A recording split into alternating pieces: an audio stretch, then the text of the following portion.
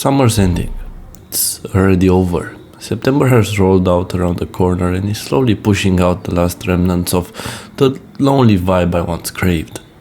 That of cicadas singing, of crickets moaning in the night, of the moon crackling at the idea of watching the heat dissipate off the warm ground. Intangibility is the quality of something that cannot be touched, physically grasped, or materially measured. It describes a state of being non-physical, immaterial or abstract. It can describe feelings laden with hope or emptiness. The idea of summer's end, specifically the late night of summer's time, is something which has continuously fascinated me for as long as I've lived. The first video I ever wrote on this channel was about, secretly, the feeling of getting coveted in darkness, in the loneliness of summer. As I said back then, let's talk about loneliness in video games. Let's talk about the dark embrace of the night, the soft but gentle rustling of the wind in the summer sky.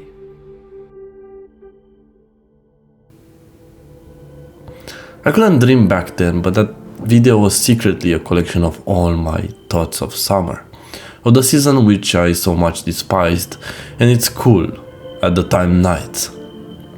When I was still in high school, I ended up staying at my grandma's place to recuperate material which I was severely lacking in high school. I had felt that staying at home, there were too many distractions from studying. I had my computer being the main one. My parents wanted to punish me in some sort of way, so they sent me to her apartment since she lived closer to my high school. I spent hours learning, and then, even though it was turning summer, our semester wouldn't end until the 22nd of July. So I would prepare for my final exams and then at the end of the day sit by the window, listen to the crickets and write short stories about anomalous entities. One was about a giant beetle, another about a hungry vampire, yet another was about the rain breaking through the last cracks of the world. Each time I would get engulfed by the sound of crickets. I would listen to their voices and feel lonely, cloaked by the darkness. By that desk near the window, I would feel the essence of summer nights. I was chasing the one feeling that described all of them, yet none of them fully. So I kept writing, story after story, trying to prove to myself that I could capture what I felt. I was trying to trap a feeling in words, in the way you'd catch a firefly in your hands, even went as far to actually write that analogy into one of them. I wrote a story about chasing a glowing moth through abandoned alleyways and factories at night. It rang with a bell-like sound, luring me deeper into the dark, until it led me underground, into a forgotten subway tunnel, where something enormous waited. What stayed with me wasn't the monster, it was the motif of the moth. Fragile, glowing, intangible. You could follow it but never hold it. That's what summer nights felt like to me at the time. A glowing you can sense but never really keep. Every single one of these stories I wrote embodied that once fleeting nostalgia that fills the heart with melancholy. It's such a hard feeling to describe that I often wonder if I can properly put it into words.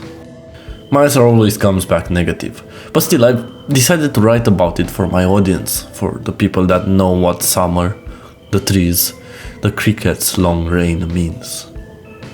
Sometimes, these nights entail long walks at 3 AM with friends, through parks that feel long abandoned since the nighttime makes them so.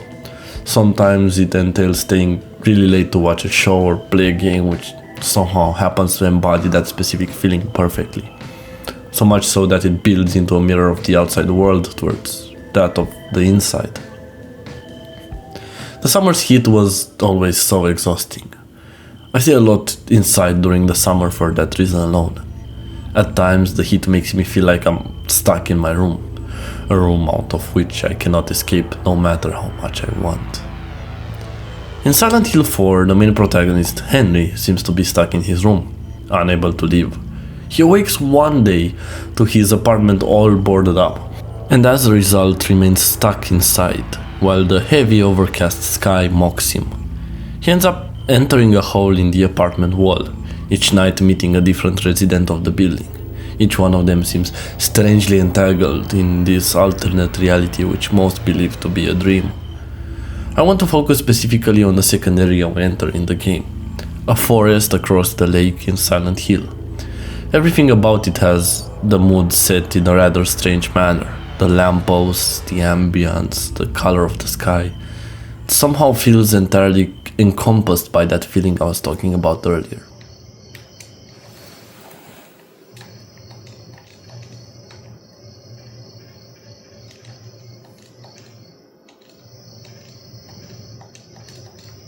The crickets are singing late into the night, the gates are scratchy and the wolves seem to howl late into the night. Still, it feels oddly peaceful. The quiet of the atmosphere is built on the ashes of summer, right on the tail end of it, when the crickets are singing their last songs. Early on we have to pass through a factory, an abandoned factory filled with these insect creature enemies. They're easy to kill, however, and upon leaving we're left with the same serene atmosphere as before. The crickets and cicadas singing into the late night and sort of heat felt through the image of the forest. Even though the colors are washed out, it feels lush, powerful in its natural side. It also feels like the sereneness of the place comes from its connection to nature as opposed to that of humans. The place is indeed civilized and feels intruded by human hand, yet still it's like a park of everything sacred. For that reason alone there seems to be no enemies around, or little to none. If we keep walking we find a guy called Jasper sitting on a rock talking about the Nakekohona, a giant rock sitting with strange spiral circular engravings that's right behind him. He tells us that in ancient times Native Americans used it in ceremonies to speak with the spirits of their ancestors. Walking past Jasper and the Nakehona rock, I couldn't help but feel the weight of stories layered over the forest, of those ancient rituals which sit at the center of a quiet forest. The spirits supposedly called upon here the silent witness of the rock itself. From this point onward, walking around the forest, enemies start appearing, almost like echoes of those rituals long gone, but they never feel abandoned. There's a central zone filled with graffiti made by children, housing an orphanage, supposedly the Silent Hill orphanage used in the weird occult rituals. The area is quite bizarre, featuring a variety of cribs, baby cribs and toys outside the main house, while the surrounding gates all lead to purposefully long corridors filled with easily avoidable enemies that somehow fit the theme of this place. The dogs are the main ones you would find here. You would hear them howling in the beginning of the mission. What we assume to be a wolf was probably these dogs actually. Walking down one of the paths, the forest eventually opens up to the ruined cemetery.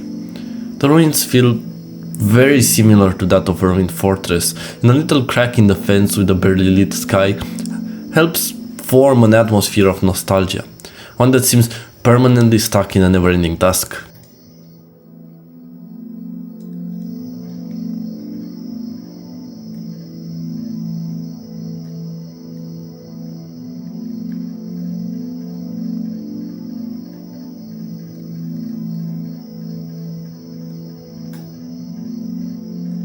The last area I want to focus on is this view of Toluca Lake from the previous games, but from a different perspective.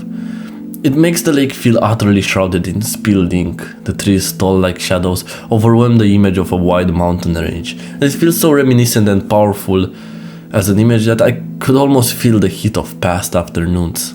The smell of sun-warmed earth and the faint echo of my own childhood fishing trips. It was as if the lake itself had become a way for my nostalgia to preserve the intangible sensation of summer nights that had long since ended. The nocturnal chorus seemed to hum in harmony with the water, and the forest held me in its quiet embrace as I remembered my life. It's perhaps the grasp of the forest or an overly protective reaction to a memory, but the water, the forest, and the crickets at summer's end are at the heart of what makes this stage so memorable. They're also at the center of my memory within these certain spaces, dare I say, nostalgia. Nostalgia for times long gone, and decades of the night and summer which was cold, or of the forest from your teenage years during the summer. The night is the element which ties it all together, like grasping the motif of uncertainty. It's what makes me be able to say, I wish I lived in this moment. That of the wind howling, the cricket singing, and the wind blowing in the midst of tomorrow, yet again. Many of these such moments are what picture this picturesque idea, perhaps overly romantic, of my interpretation of such a space. I can think of many other instances in which, for example, the night sky and the atmosphere of the forest itself was so encapsulated in this memory of the overcast summer night sky. There is simply nothing like it. There will never be anything like it. It doesn't matter how much you analyze or overanalyze any parts of it. It simply is the sum of all those feelings. I spoke about one other game which managed to do that previously on this channel, but even that doesn't even come close to the atmosphere built here. When I wrote my Fuse to 40 video, I spoke about how the game seemed to breathe with the memory of summer itself. Its opening was drenched in the atmosphere of a late summer night, though its fragments never really aligned, like pieces of a dream that don't belong to the same story. No matter how much correlation I can draw between the two games' atmosphere, it still remains different enough to be unrecognizable from one another. So how can I even dream of defining something so intangible? Well, nowadays most people would reach for a word like aesthetic. Sometimes I like to believe that kind of thinking reduces complexity to what some may call just a visual expression. It's become a shorthand, especially for Gen Z and millennials, to describe a very specific kinds of nostalgia or moods, a way of packaging a feeling that can't quite be explained otherwise. In the same way earlier generations might have spoken about vibes or atmospheres, today the word aesthetic is used to capture these often fleeting emotions, like that of a forest late at night in summer. And while it isn't a perfect word, it helps give shape to what I'm trying to describe: the strange melancholy of summer's end, the crickets at night, and the intangible beauty which lingers even when the season has already slipped away. So what would be the closest thingamajig to put this feeling into? The closest aesthetic? There's something I'd like to keep track of, and that is the fact I wasn't really aware of most of this before writing this video. I just happened to read multiple articles and wiki sections until I found something suiting me. Cottagecore was one I came across quite fast. It's what most people would describe as easily coming to mind at first when envisioning forest. It's mostly a romanticization of a simple, self-sufficient life in harmony with nature, drawing inspiration from an idealized vision of Western rural and farm life.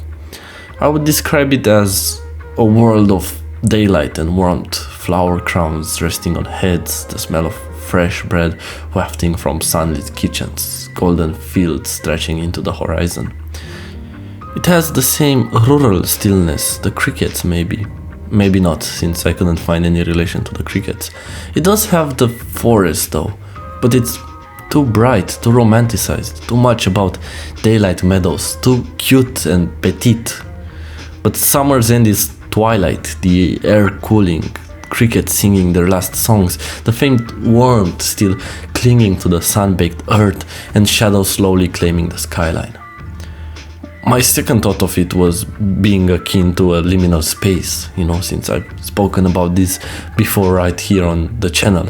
And while that gets close, the problem arises from the fact liminal spaces are man-made ideas of emptiness. Their eeriness or comforting emotions they provoke come from the fact they are sterile, cold, and somewhat digital, whereas summer's end is heavy, warm, and alive, even in its loneliness. And so I circled back to what feels right. This isn't an aesthetic, it's a combination of late summer melancholy and nostalgic surrealism placed under a sense of kenopsia. Kenopsia, if you aren't aware, is a neologism which comes from the Greek kenos, meaning empty, and the modern suffix opsia. It represents the haunting quality of seeing a location, typically full of people, in a state of emptiness or abandonment. Kenopsia is a feeling that clearly evokes abandoned human spaces, haunted by absence and forgotten by time, yet it misses the delicate pull of nostalgia, the intangible glow of night air, the subtle chorus of insects, the way summer nights linger in memory before fading completely. Simply put, none of it is quite there. The liminal quality of liminal spaces is there, but determined by that of night. It's mostly because the places in the physical forest inside Silent Hill, the orphanage, the graveyard, the lakeside view near the mine, are all locations where people should be, but they're missing.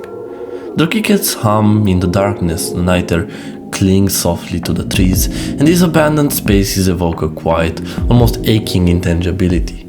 I could spend hours just sitting in that silence, letting the forest speak its own stories. And it's the one thing I think Fuse to 40 also managed to do well with its menu screen. The warm embrace of late summer nights paired with the darkness which draws this intangibility, the forest and the abandoned places all under the night's cloak. The garage evokes the same feeling as the mine or orphanage in Silent Hill, and I don't think I could summarize that same flavor of loneliness from the long late nights any better than by just playing the clip. The game opens up with a warm embrace reminiscent of all late summer nights, of time spent in the grass and rain, of wishing for the crickets to sing again as you drive your car endlessly on the sturging highways, the softest, gentle rustling of the wind. It's a cozy garage. Things stay scattered around, reminding us of those moments I've been talking about, those pieces of our past we wish we could relive.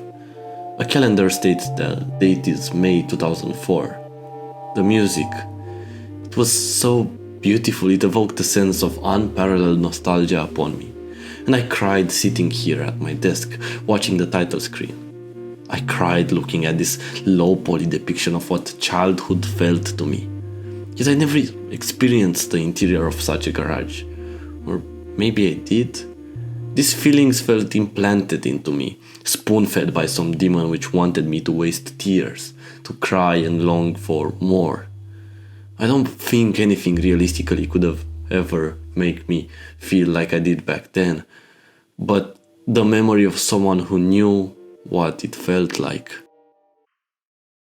I originally wrote that segment in reference to the video called Loneliness in Video Games, the first video essay I ever wrote. At the end of summer long ago, 3 long years have passed. In that specific video I speak about the certain feeling of loneliness derived by games, and I also end up mentioning a game called Yume Nikki as well. While I couldn't do it justice in explaining why to me it meant so much, since I was an amateur writer back then, I tuned that sense to its loneliness, which I think, granted, is a giant part of its overall atmosphere. I now grasp it much better, and it is one of few games which portrays that late night summer vibe so well. You wonder how many of those its creators has lived. A few of the areas of the game fit within this specific feeling I've been discussing for the entire duration, that they just can't be missed from this video. Since the game is an array of dismantled dreams, you sometimes just end up wandering around and ultimately finding the strangest things.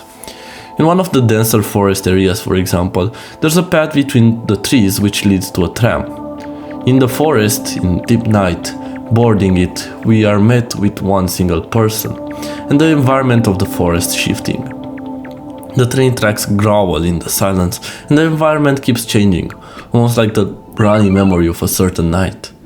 It's a moment that shouldn't exist, yet it feels achingly familiar, like walking home late in the summer or riding the bus, just you and another stranger, sitting alone in a park when you know the season is ending and there's nothing to be done or to change that. That's where all 3 games meet for me, Silent Hill 4, Yume Nikki and Fuse to 40, in that intangible space emptied of human presence, haunted by the absence of people and filled with the hum of night and the persistence of crickets. It's loneliness. And that's exactly where the park area in Yume Nikki also sits. As we approach the summit of a pyramid, we enter a park in deep night, lonely and humming. There's lights, but no one appears to be there, until we reach the edge. The lights of the city and the single firefly exist in this immaculate night space, never to escape the grasp of consciousness. A moment worth sitting there and soaking in for all its eternity, as both me and the author of the game know now the feeling of the cold summer. It's a similar vibe found throughout the photos of amateur photographer Asahiko Bando. In the 80s, he made a series of photographs, late one summer night, of spirits in a garden, of tiny glowing creatures, just like butterflies, of glowing moths, dancing around the park late at night, stuck forever in the summer's afterglow. I feel that same ache of fleeting summer nights from his photos, the moments when the world sings quietly around me, the crickets singing their last songs, and yet there's a glow that you can sense but never truly hold. There's a melancholy to it, a delicate sadness mixed with wonder. These tiny lights are alive, ephemeral and untouchable, much like the memories of youth and the intangible magic of summer that slips through your fingers no matter how hard you try to capture it. Just like the lone firefly in the Yume Nikki park, just like the ambience of the forest in Silent Hill 4, and just like Fuse to 40's menu. All of these spaces feel so real, tangible to us, like they're a direct transition of what it means to be human. Perhaps it's because they remind us of our own nights, of our own endings, of our own loneliness, of our own summers which are now ending. They come through from others' loneliness, ones that hurt, but also allow us to remember we were there, that we felt something once. In the dark, when the crickets were singing, and the world felt both endless and already gone.